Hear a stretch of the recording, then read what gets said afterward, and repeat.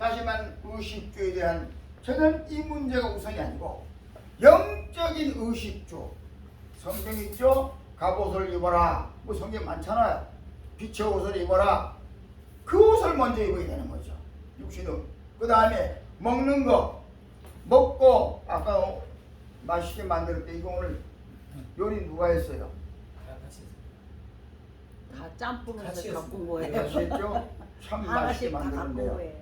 좋은데 그 좀 남았으면 이따 더 먹고 싶은데 너무 잘 만들었는데 보세요. 실제로 여러분이 한 끼둘기 먹는 거 또는 몸에 유익하고 안 되는 거 따져 먹기 전에 하나님의 말씀이 뭐예요? 성경이잖아요. 우리는 진짜 영의 말씀이 성경이잖아요. 그럼 이게 약이 구약, 신약, 약이라고 그랬죠.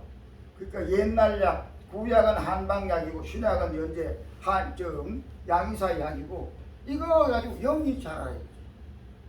근데 실제 그쪽으로 가버리면 실제 입으로 들어가는 하나님 책임 주고에 돼 있어요.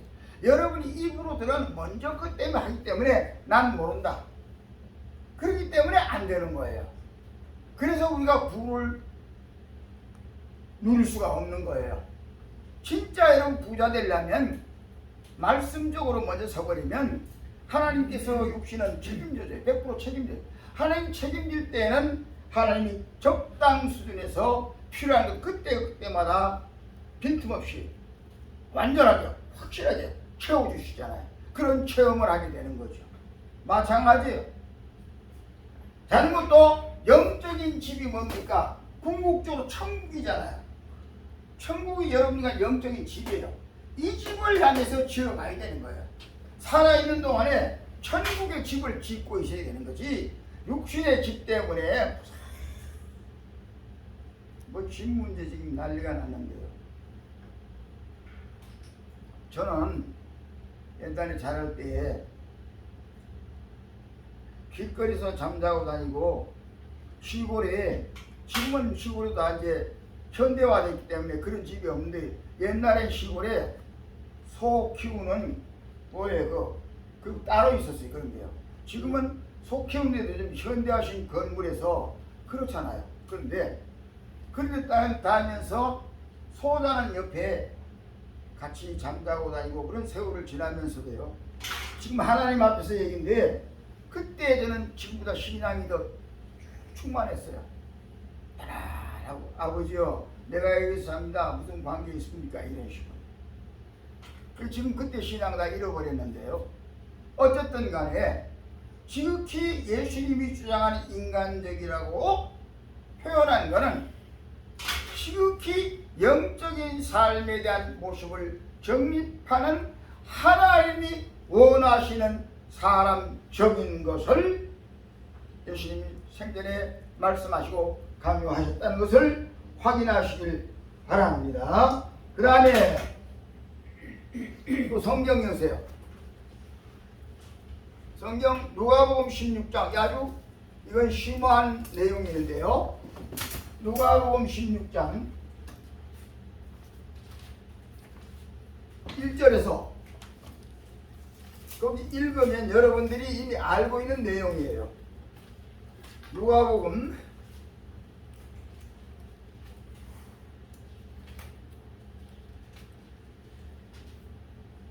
16장 자 그럼 우리 봉독할래요. 1절에서 쭉 내려가세요.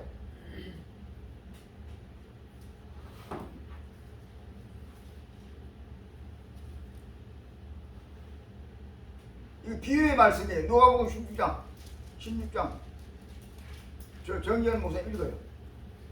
크게. 또한 제자들에게 이르시되 어떤 부자에게 청지기가 있는데 그가 주인의 소유를 낭비한다는 말이 그 주인에게 들린지라. 주인이 그를 불러 이르되 네가 네게 대하여 들은 이 말이 어찌 됨이냐. 네가 보던 일이 셈이라.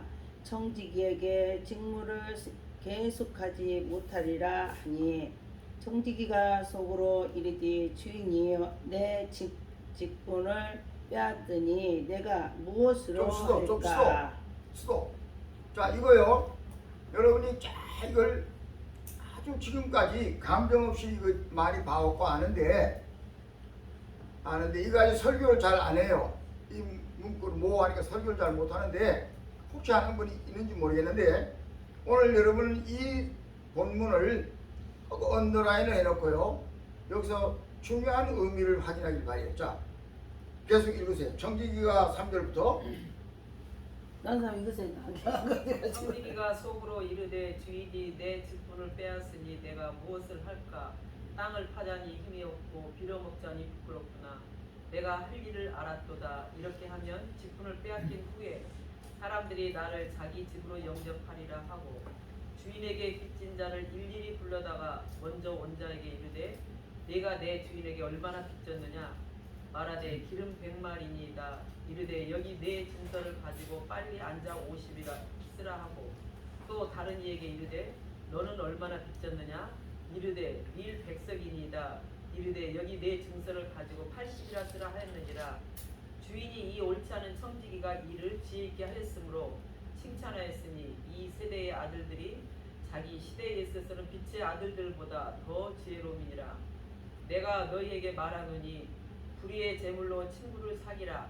그리하면 그 제물이 없어질 때에 그들이 너희를 영주할 처소로 영접하리라. 지극히 작은 것에 충성된 자는 큰 것에도 충성되고 지극히 작은 것에 불의한 자는 큰 것에도 불의하니라. 너희가 만일 불의한 제물에도 충성하지 아니하면 누가 참된 것으로 너희에게 맡기겠느냐? 너희가 만일 남의 것에 충성하지 아니하면 누가 너희의 것을 너희에게 주겠느냐? 집 하인이 두 주인을 섬길 수 없나니 혹 이를 미워하고 저를 사랑하거나 혹 이를 중히 여기고 저를 경히 여길 것임이니라. 너희는 하나님과 재물을 겸하여 섬길 수 없느니라. 아멘. 아멘이죠. 자, 이 내용이 자, 세상 법에 적용을 해봐요. 세상 법에 적용하면 이 청지가 무슨 범죄를 한 거죠. 그렇죠. 주인의 재물을 남에게 나눠주고 이건 뭐냐면 지금으로 말하면 이자를 놓은 거예요. 놓은 건데 이 청지 종이 이 사람도 불러가지고 전부 감해져 버렸어요. 이건 당장 교도소 가야 되죠. 그렇죠. 그리고 또 하나님께서도 불의한 행위는 용서 안 하잖아요. 그런데 이 내용을 보면 뭐라고 그러나요? 오히려 충성된 청지기로 봤잖아요. 잘했다는 거죠. 이것이 예수님의 이거 비유예요. 거기에 되어 있죠. 비유 말씀이 되어 있죠. 네? 옳지 않은 청지기 비유라고 되어 있잖아요. 되어 있는데 지극히 인간적인 사상이 이 성경 비유의 내용에서 100% 확인할 수 있는 그런 상황이에요. 자, 여기 첫째, 예수님의 지극히 인간적인 방법은 세상 법과는 아니다. 세상 법과는 아니다. 두 번째는 예수님께서 보다 가난하고 보다 힘없고 남에게 빚을 지고 살아가며 그걸 갚지 못하는 상황에 있는 사람들 편에 섰다는 얘기죠. 이것이 지극히 인간적인 모습이라는 거예요. 그 다음에 세 번째는 오히려 이들을 향해서 마음을 자기 마음대로 주장해가지고 용서해주고 다 탕감해주는 이 모습이 예수님의 인간적인 모습으로 맞게 행동했기 때문에 착하고 충성된 종이 된 거예요. 지금 멍합니까? 멍해요? 지금 뭐 내용이 멍해요? 이해가 어느 정도 되신지 모르겠는데 지극히 한마디로 말 인간적인 모습은 지극히 인간적인 모습에 같이 이퀄된 삶을 살아라 그런 뜻이에요. 다시 말하면 이 사건 내에서 본 주인공이 누구면 이 빚을 빌려 쓴 가난한 사람이 주인공이에요. 그러니까 지극히 가난한 쪽, 지극히 힘든 쪽, 지극히 연약한 쪽, 지극히 나보다 못한 쪽에 그들 마음, 그들 편에, 그들 상황에, 그들 입장에 설 줄 아는 그 상태의 모습이 지극히 인간적인 모습이라는 걸 말하고 있는 거예요.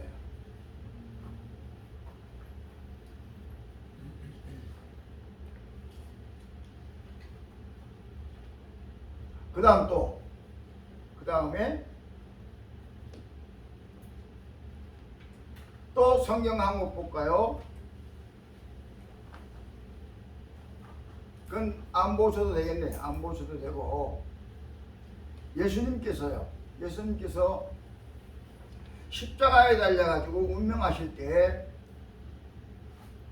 가상칠의 마지막에 말씀이, 그 마지막 직전의 말씀이 무슨 말씀을 하셨나요? 이건 여러분 성경 안 봐도 아는 내용이니까 지금 머리에서 살리세요. 무슨 말씀을 하셨나요? 말하지 말라며. 예? 말하지 말라고 했지. 주여 저들이 하는 짓을 모르고 하오니 용서하옵소서, 이 말씀했어요. 그게 그 모습, 그 말씀이 지극히 인간적인 예수님의 입에서 나오는 말이었어요. 자, 이거 어떤 사람입니까? 예수님을 십자가에 못 박은 사람들 향해서 말한 거예요. 어떤 상황이에요?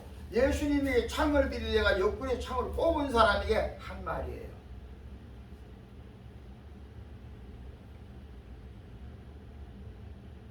여러분, 오늘 헤르만이 말한 지극히 인간적인 삶에 대해서 강조했던 이 내용이 이 사람의 입을 통해서 오늘 여러분에게 전달되었는데요. 여러분 남은 생에 이런 인간적인 모습을 풍기고 살아가는 자들이 되시기를 부탁을 드립니다. 아멘. 아멘 했죠? 아멘. 그럼 결과가 어떤지 알아요? 모든 사람이 여러분을 예수님처럼 바라보게 되어 있는 겁니다. 예수님처럼 바라보게 되어 있어요. 그 입에서 예수 믿고 천국 가라 그래야 따라오게 되는 거예요. 그 입에서 예수 믿고 천국 가라 그래야 따라오게 되어 있어요. 그 입 가지고 설교할 때 성도의 마음에 감동이 오는 거예요. 새신자가 뒤집어진 역사가 일어나는 거예요. 거기에 성령이 함께 하십니다. 그렇기 때문에 예수님도 이렇게 하신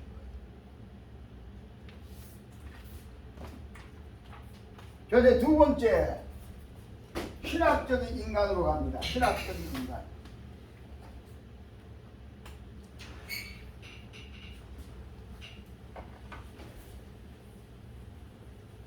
신학적인 인간은 단적으로 말하면 예수님 자신이 신학이란 말이죠. 신학에 대한 정의를 전전 시간에 말씀드리는데, 신학이라는 단어를 한마디로 풀이하면 뭐라고 말이 되느냐? 신학이라고 하는 뜻은 하나님을 배우는 학문이다, 그런 뜻이에요. 신학교 그러면 하나님을 배우는 학교다, 그런 뜻이죠. 그런데 그럼 하나님을 배운다 하는 말은, 배운다고 하는 말 속에는 닮아간다 그런 뜻이 있어요. 또 닮아간다고 하는 말은 그 모습대로 행동되어진다는 뜻을 가지고 있어요. 결론적으로 신학은 하나님처럼 살아가는 것, 예수님처럼 살아가는 것을 배우는 것이 신학이다, 이렇게 정의를 할 수가 있죠. 그런데 그 신학의 정의의 핵심이 뭐냐? 다시 말하면 신학의 핵심이 뭐예요? 전전 시간에 말씀드린 신학이 전부 과목이 24개 과목이었죠.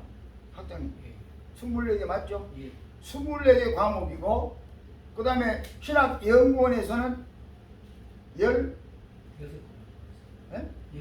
16과목인데, 자, 24개 과목 확보하고 연구원에 14개, 16개 과목 연구원 과목하고, 이 전체 내용에서 핵심이 뭐냐? 핵심 뭐예요? 말씀드렸어요.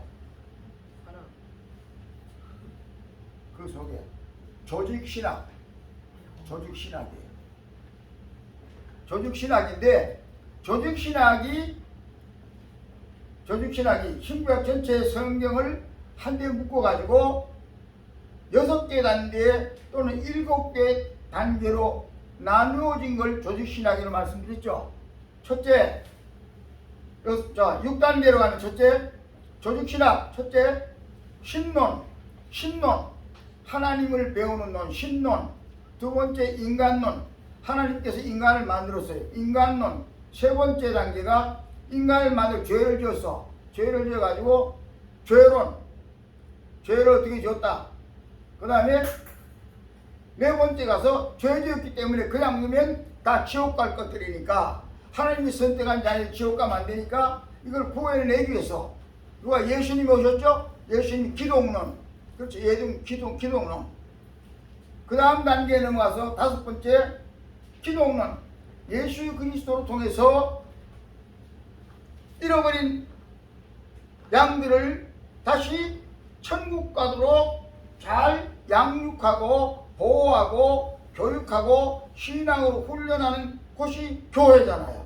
그래서 교회론 나오죠. 교회론 속에는 어떤 사람은 추가하면 성령론을 덧붙일 수도 있고요.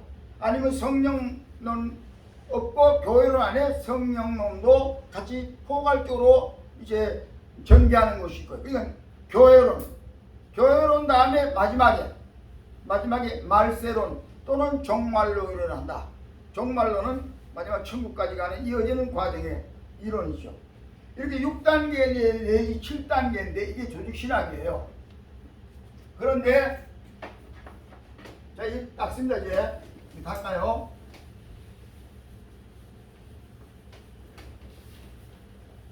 그런데 이 조직신학이 신학인데 그러면 신학적인 예수님 그러면 조직신학의 예수님이다 그 말이거든요. 그러면 예수님이 곧 조직신학이다 이론으로 그렇게 보는데 자 여기에서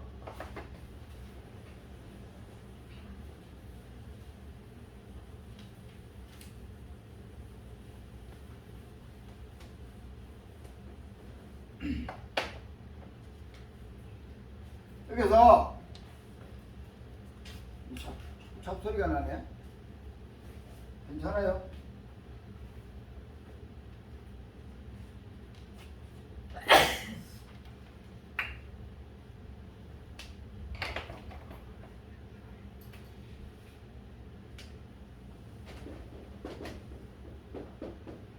힐티라 그런 분이 있어요. 스위스의 조직신학의 권위자예요. 힐티, H-I-L-T-Y, 힐티.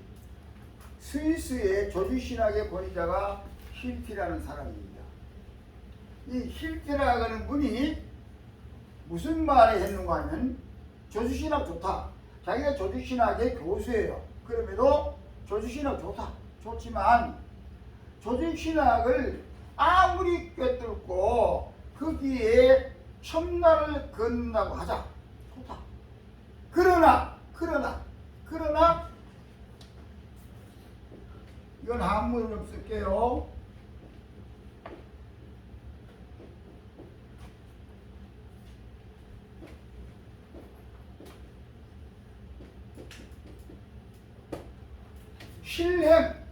신령을 주장한 분이에요.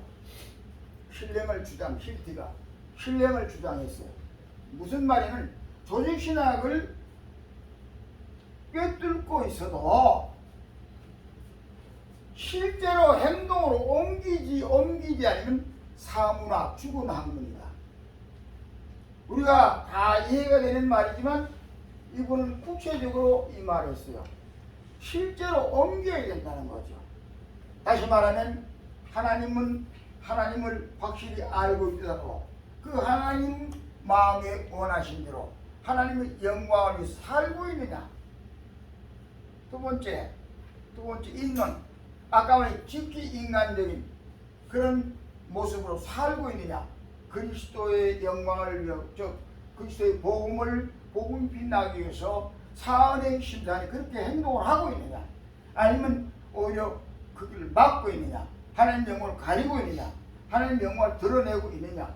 교회는 쉽게 말해 교회다운 교회를 하고 있느냐. 교회가 교회다우냐? 실전에 실행으로 옮기며 가야 된다는 것을 강력히 주장을 한 실대 이론에 의하면 우리도 실제로 조직신학에 대한 내용 그대로 마지막으로는 말세론 천국 가는 과정에 확실한 믿음으로 완벽하게 서서 있느냐 하는 것을 주장하는 이 실대의 주장이에요.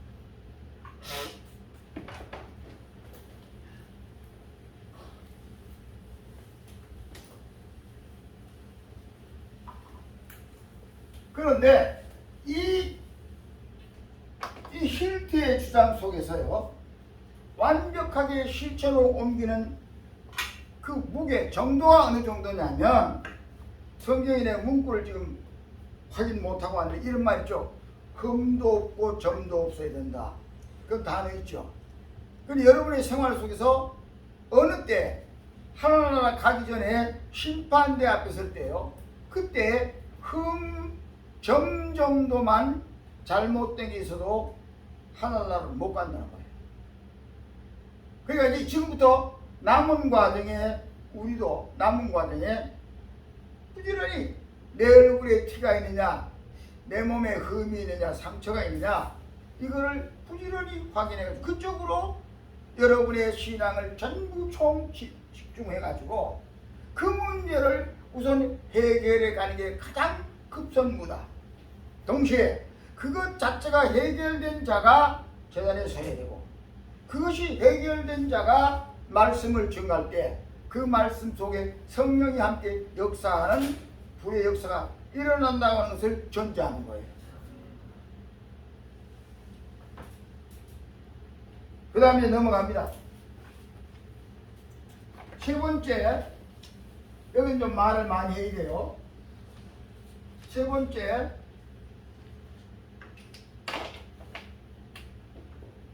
이거 왜? 됐네, 됐어요. 세 번째, 도덕적 예수님이라고 그랬죠? 도덕적 예수님. 이거 중요해요.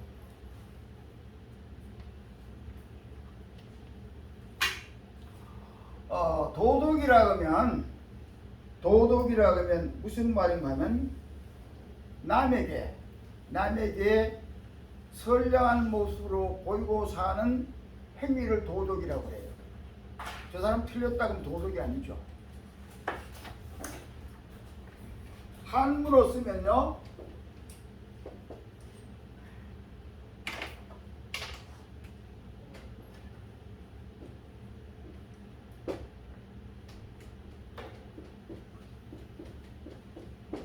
도덕이라고 있어요. 길도자야, 길도자. 이거는 큰 덕자, 크다 하는 뜻이에요.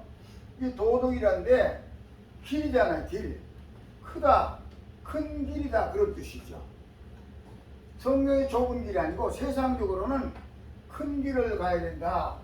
큰 길을 간다고 하는 뜻은 인간의 행위로 옮겨놓고 해석을 할 때 보다 폭이 넓은 마음을 가지고 살아라. 보다 큰 그릇으로 살아라. 보다 큰 뜻을 가지고 살아라. 그렇게 살아가는 사람의 모습이 도덕가다. 도덕가 또는 도덕인이라고 말해요. 근데 우리는 이미 예수 믿는 사람은 이미 큰 길을 가고 있잖아요.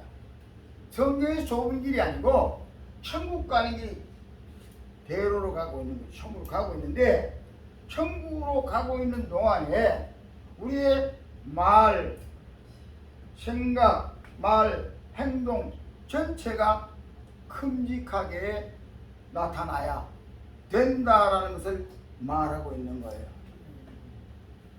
저 사람 참 좀 쉬야. 저거 소인배야. 그 소리 되면 끝난 거지. 더구나 목사는요. 정전 목사님 안 그래요? 그렇지. 저게 목사 되면 끝난 거지.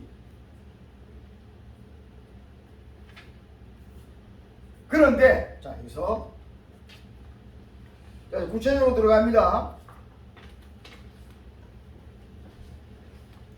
구체적으로 지극히 도덕적인 인간이 예수님이 그런 생활을 살았다고 하는데 우리는 그의 제자이기 때문에 지극히 도덕적으로 사는데 여기 이게 가, 인, 행위가 동시에 보는데 첫째로 작게 하나씩 들어갑니다. 첫째, 행동 가운데서 가장 기본이 뭡니까? 가장 기본이 뭔가 무엇인가 말이죠. 아니 말이죠. 네.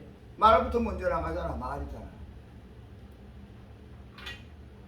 예수님은 뭐 이 첨단을 걸으셨으니까 우리들에게 우선 이제 말인데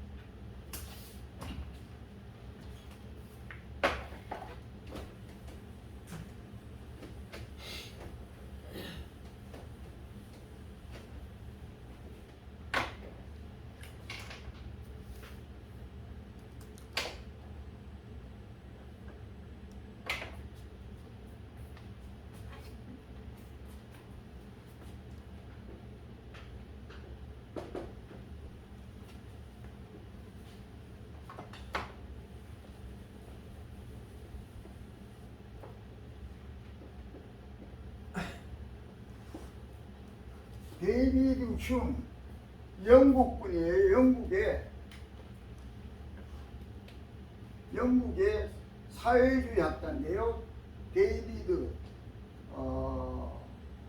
신하면 다윗이랑 다윗은 데이비드 흉만 알면 돼. 흉이라는 사람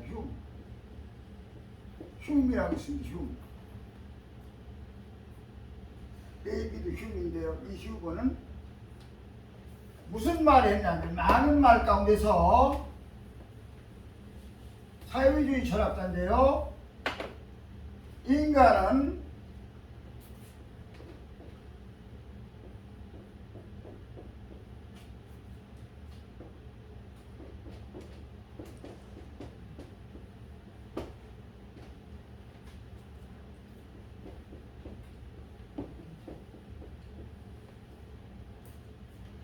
공리주의자인데 공리로 행동하라.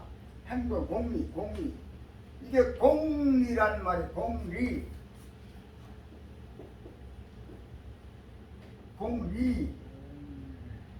공리인데 우리가 바라볼 때는 그 공리라고 하는 공리예요. 리인데 이 리가 이 유익할 리자예요. 무릎공. 인간이 많은 사람에게 유익을 주고 살아가는 것이 보다 인간적인 사람이다. 또 보다 인간적으로 대우를 받는다. 더 나아가서는 이타주의.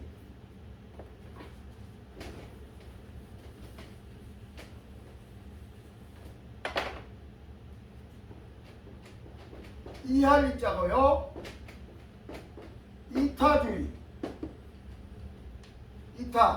이할이 나 아닌 남, 타인, 남에게 더 나보다 이 사건, 이 일, 이 상황, 이 돈 이것을 놓고 우선 내게 유익보다 저 사람에게 더 필요하면 저 사람에게 더 유익되도록 그에게 더 도움이 되도록 배려하고 사는 모습, 이 모습이 지극히 도덕적인 사람입니다.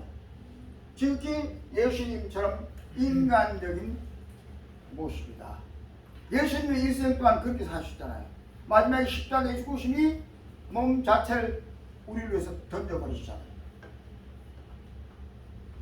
그런데 이렇게 지극히 공리적이고 이타주의 생활을 하는 가장 근본적인 기본의 핵이 첫째 말과 그 다음에 주는 것과 그 다음에 마지막에 희생하는데 제 가장 첨단이 말이라는 거예요.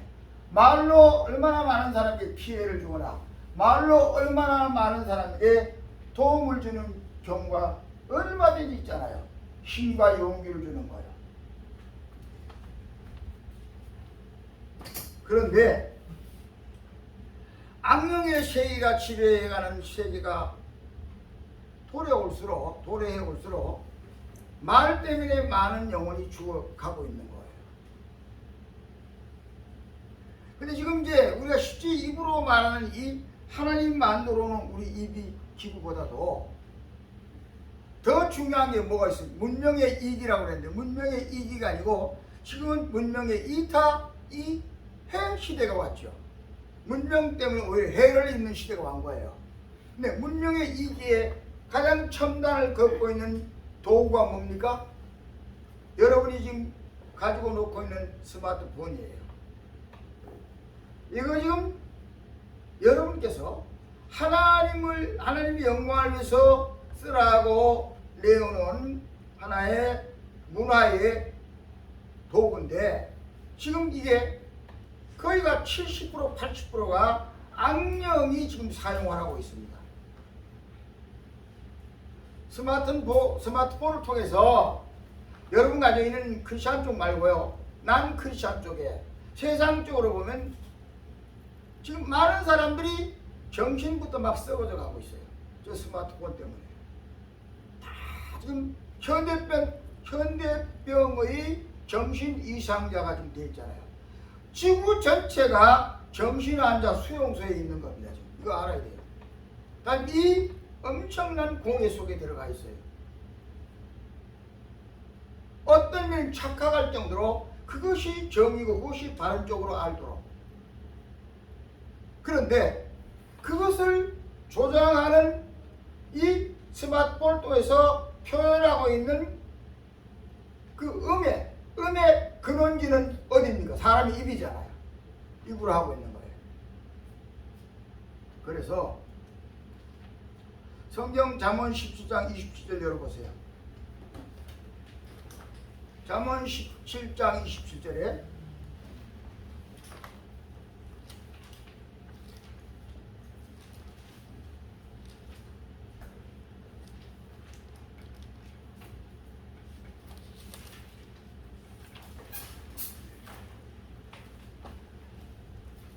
공독하세요.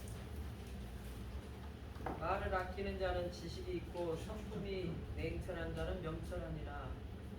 아멘이고요. 말을 아끼는 자는 지식이 있고 네?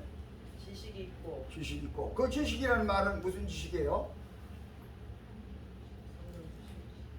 하나님을 아는 지식이죠. 뭐 신학이라는 정계를 읽었죠. 근데 그래서 말을 아껴라. 그 다음 또 거기에 15장 1절로 올라가 보세요. 잠언 15장 1절로 말을 아끼라고 그랬는데 거기서 또 뭐라고 그랬나?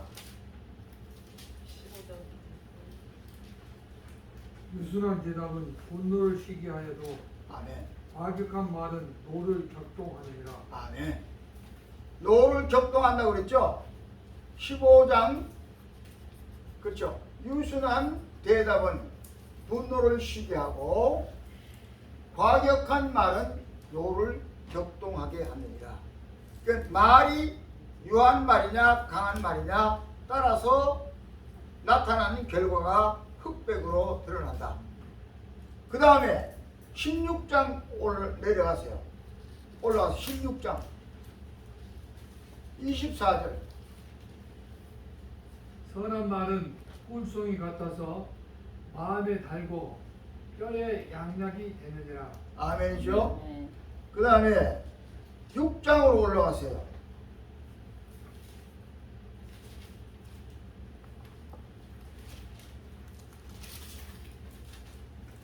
6장 2절.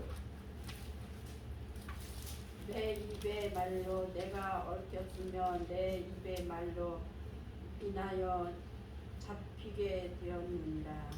자, 그건 언더라인을 해요. 자기 말 때문에 자기 말은 말에 올감에 얽혀 들어간다는 거예요. 그렇지? 그런 말. 그 다음에 10장으로 넘어가세요. 10장 19절. 말이 많으면 허물을 넣기 어려우나 그 길을 아멘이죠. 아멘. 아멘. 말이 많으면 허물이 많고 그 입술을 제하는 자는 지혜가 있느니라.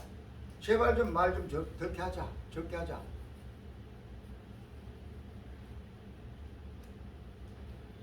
그냥 숙연하기만 해. 여러분 이렇게 경험을 사람 상대로 말이 많은 사람은 아주 지세요. 말이 많으면 쓸 말이 좋고 그렇잖아요, 실제.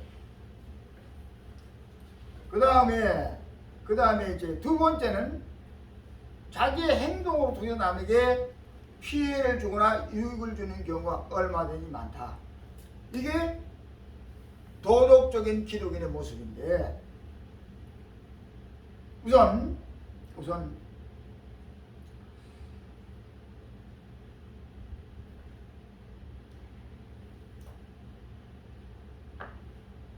여러분의 행동 통해서 남에게 피해를 많이 주는 경우가 있는데, 아까 정도라고 그랬잖아요. 정도. 바른 길을 가는데야 남에게 도움을 많이 주죠. 잘못대로 가면 잘못된 대로 가면서 이제 남에게 여러 가지로 심적으로 피해를 주고 아프게 하고 이런 경우가 얼마든지 많지요. 특별히 하나의 예를 들어서요. 이번에 우리 이제 수련회를 모이는데 직통으로 얘기합니다. 직소로 얘기하는데 이번에 수련회를 모이는데 못 오는 분들이 많아요. 그분들이 상당한 이유가 있어 못 오는 거예요. 여러 가지. 그런데 다만 제가 이번에 느낀 거 하나가 뭐냐면 이걸 지적하고 싶은 게 뭐냐. 우리에게 다 해당되는 말이에요. 그리고 우리가 세상을 살아가면서도 이거를 수정하고 그걸 고쳐야 될 말이에요. 무슨 얘기냐면, 자, 이제 주최 측에서 수련회 한다고 다 스마트폰을 떼서 통첩이 갔어요. 받아봤잖아요. 받아봤는데 거기에 자기 순서가 들어간 사람들이 있는데 그러면 못 오게 되면 즉시 거기에 응답을 해줘야 되는 거예요. 내가 이래서 못 갑니다. 해줘야 되는데 수련회가 거의 다 돼가는 날 직전까지도 끝까지 못 오면서 불참한다는 응답이 없이 그냥 있는 목사님들이 계세요. 근데 그분들은 이 하나님의 일뿐만 아니라 세상의 일도 그렇게 살아간다고 봐야 돼요. 그럼 체질 자체가 그래야 되는 분들이에요.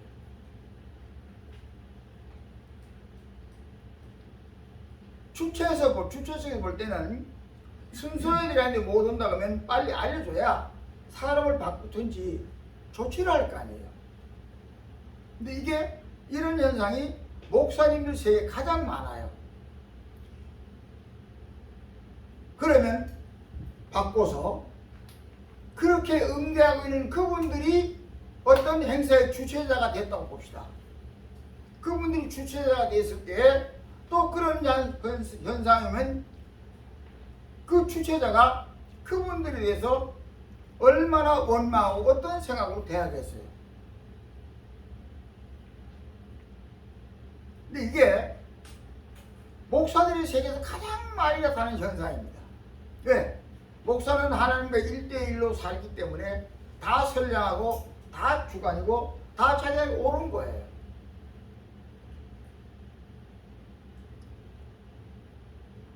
이런 행동이 남에게 피해를 준 이 모습이 도덕적인 인간이 아니고 완전히 폐쇄된, 완전히 부패된 인간으로 정의할 수밖에 없죠.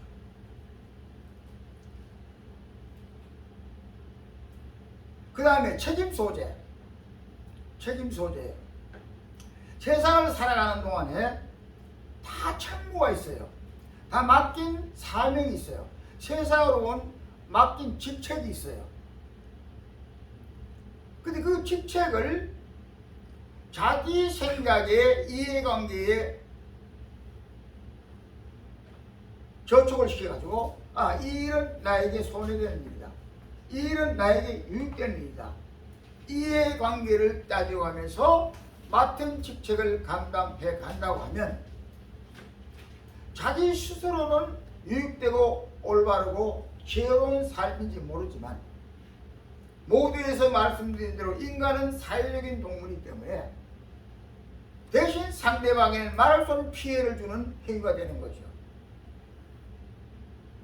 그리고 크게 대괄적으로 볼 때에 하나의 사회적으로 볼 때에 조금 어떤 한 개인이 그 직무를 감당하는데 조금 손해가 되고 또 다른 분이 유익된다고 할지라도 궁극적으로 봐서는 전체의 유익을 위한 목표를 세우고 가기 때문에 궁극적으로는 나중에 다 더불어 잘 사는 환경이 이루어지는 것을 왜 모르느냐 그거예요.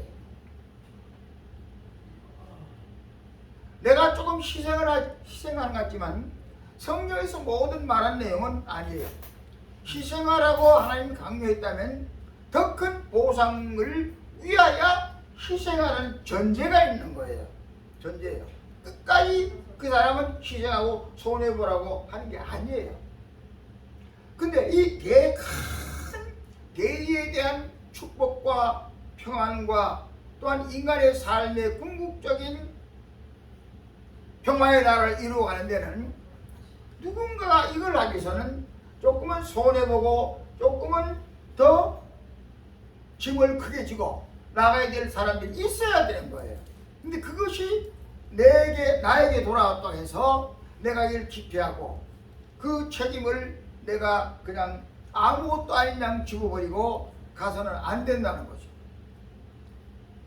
지극히 도덕적인 삶은 오히려 내가 조금 전체를 위해서 또는 상대를 위해서 내가 좀 이 짐을 더 지자, 내가 좀 손해를 더 보자 하는 사람이 될 때에 우리는 하나님을 믿는 종들이기 때문에 하나님 나라에 내 도덕적인 감정, 내 행위에 대한 모든 상태, 내 모든 살아온 모든 전체에 마이너스 된 걸 하나님 나라에서는 전부 플러스로 계산해 가요. 그래서 내 보물을 하늘에 쌓아두라, 내 모든 행위 하늘에 쌓아두라, 거기는 점도 나지 않고 녹도 나지 않고 이런 말 있잖아요. 그럼 왜로? 거기다 쌓는 거예요. 결과적으로는 쌓아두라는 의미는 우리에게 보상해 준다는 전제가 있는 거죠. 그러니까 내가 오히려 조금 어떤 사건에서 조금 피해 입고 손해를 보는 면이 오히려 나는 더 하나님이 축복해 주는 자리에 세워 놨다고 하는 도덕적인 믿음의 성도의 신령으로 설 수 있는 자가 지극히 도덕적인 예수님의 편에 서서 산다고 보는 것이 확실하다.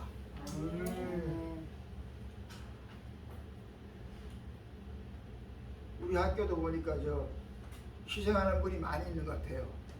그리고 더불어 이제 공부를 하는 분들이 많이 있는데 그 감사해야 돼요. 어떤 일에 짐을 더 지고 내가 손해받은 오는 같은 그런 상황일 때 더 감사해야 돼요. 그게 지극히 도덕적인 예수님의 편에 선 사람이다. 그 다음에 한 가지 책임 소재에서 가장 기본적인 게 뭐냐면은 하나님 편에서 볼 때 성수주의라는 거예요. 성수주의라는 거예요. 이번에 우리 코로나 때문에 지금 병원들이 많이 줄고요. 확실히 줄었어요. 줄었고 뿐만 아니라 완전히 영상으로 돌아간 부류가 청년층에 거의 다 돌아갔어요. 언젠가 말씀드린 대로 미국에는 25%밖에 현재 교인이 안 나온다는 거예요. 평균치로요. 그리고 청년들은 거의 안 나온다는 거예요. 그런데 지극히 도덕적인 크리스찬, 도덕적인 예수님의 입장에 선 사람은 무엇보다도 우선 성수주의를 해야 되는 거예요. 교회에 나오는데 어떤 어려움과 어떤 상황이 있어도 철저하게 주일날 성수주의를 해야 된다. 아멘. 내 어떤 시선과 내 어떤 어려움이 와도 내 어떤 소리가 와도 성수주의를 해야 된다. 제가 이제 기억이 나네요. 제 남동생이 이름이 영철이고 나는 진철이잖아요. 영철인데 6.25 1.45 그때 때 우리 6남매 사형제 비행기 폭격에 다 맞아 죽고 전쟁 나불에 죽고 아버지 중간에 희생되고 엄마하고 남길을 내 남동생하고 나하고 여동생 세 사람이 남았는데요. 근데 남동생이 피난 도중에 미군 B-29 비행기에서 떨어진 폭탄에 직접 맞아가지고요. 다리가 한쪽이 전부 나갔어요. 그때 남동생이 9살 때예요. 이제 다리가 나가니까 그때 병원도 없고 아무리 피난 중이니까요. 저 서산 지금 그럼 충청남도 북도 서산 들판에서 그래요. 지금은 다 도시화 때문에 그때는 완전히 들리고 바치잖아요. 근데 1.45 때 겨울에 일어났으니까 눈이 덮인 버리밭을 지나간 통과하다가 미국 비행기가 떨어지는 우리 중공군하고 같이 있으니까요. 떨어진 거예요. 맞아 여기 나갔는데 막 피투성이죠. 피투성인데 옷이고 뭐고 다 벗어가지고 그냥 틀어맞고 해가지고 운고가 됐어요. 우리 사람의 생명이 목숨이 길어요. 운고가 됐는데 이제 엄마가 업고 가는 거예요. 근데 9살 먹은 아이 남자이 크잖아요. 업고 나는 뒤에서 받들고 이러면 내려가다가 쉽게 말하는데요. 빨리 미군들이 점령에 우리를 지나가는 그 과정에 점령이 들어오고 중공군이 완전히 이국으로 완전히 들어가고 난 뒤에 우리는 미군이 점령한 지역으로 넘어갔어요. 그 시골 어딘지 몰라요. 그쪽에 넘어갔는데 거기 가서 이제 미군들이 가지고 있는 의무병들이 치료를 하고 해가지고 이게 미군 임시병원 엠브란스 병원에 가가지고 치료를 받았어요. 받아가지고 이제 치료가 됐어요. 그때 필요한 다음에 석 달 동안 이렇게 막 내려가는 데인데 걸었어요. 그 가운데 치료가 됐어요. 그래가지고 우리가 할 때 이 경북 예천이라는 곳에 이제 그 중지를 했는데 주일이 닥쳤어요. 우리 어머니는 어떤 상황이라도 주일날 교회 가야 되는 거예요. 가야 되는데 나도 엄마 따라 교회 가는데 영철이죠. 영철아. 그날따라 엄마가 업고 교회 가는데 어떻게 좀 몸이 부실하니까 어떤 때는 그만 못 움직이고 이럴 때도 있어요. 있으니까 엄마 나는 오늘 교회 못 가 누워 있을래 이랬어요. 누워 있을래. 그런데 누워 있을래 그러는 걸 보고 엄마가 그럼 누워 있거라 그러고 나와 같이 교회를 간 거예요. 근데 내가 교회 가면서 생각이 아무래도 내 육감이 이상한 거예요. 엄마 교회 안 가 난 누워 있으면 저게 이상하더라고요. 이상해요. 이상한데 그럼 교회 가야죠. 교회 갔다 오는데 결과적으로 이 아이가 죽어버렸어요. 자해를 한 거예요. 여기를 끊어가지고 온 방바닥에 피투성이 거예요. 죽음을 견디기 위해 가지고 손으로 방바닥을 긁은 피 자국에 긁은 자국이 피가 막 벽에도 막 실어내놓고요. 죽음을 견디기 위해 가지고 그렇게 진통하고 고통당하다 죽었어요. 자 여기서 이제 신앙적으로 해결 한번 해봅시다. 이게 자살한 거죠. 자살은 뜻이 문제예요. 어떻게 자살했냐? 내가 이래가지고 이 모습으로 병신으로 자라나면 평생 형이나 엄마에게 짐이 된다. 나는 사람 구실을 할 수 없다. 왜냐하면 지금 같은 사회 같으면 얼마든지 살아갈 수 있는 국가적인 제도, 장치, 보호 얼마든지 있잖아요. 같은 무슨 이런 기계도 있고 다 있는데 그때는 아니잖아요. 그래서 엄마 아빠의 내가 짐이 안 된다고 생각하고 자해를 한 것 같아요. 자해하려고 엄마 나는 집에 좀 쉬어 그러는 것 같아요. 그걸 내가 낌새를 느꼈는데 그냥 갔다 오니까 죽은 거죠.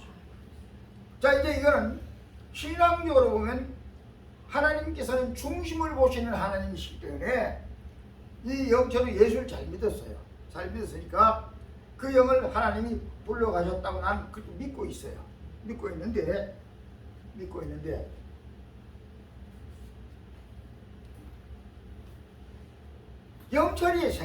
영철이 생각해 남은 생의 일생 또한 엄마와 형에게 짐이 안 되려고 죽은 그 모습이 예수님의 사상으로 돌아가면 지극히 인간적인 모습으로 결심을 했다고 나는 그렇게 정의하는 거예요.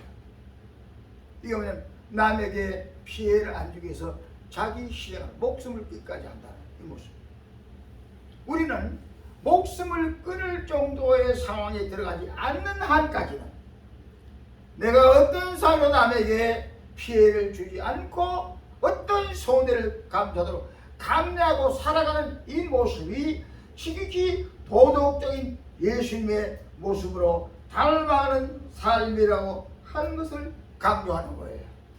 여기까지 가야 돼요. 여러분이 여기까지 가야 됩니다. 더구나 주의 종들이 더구나요.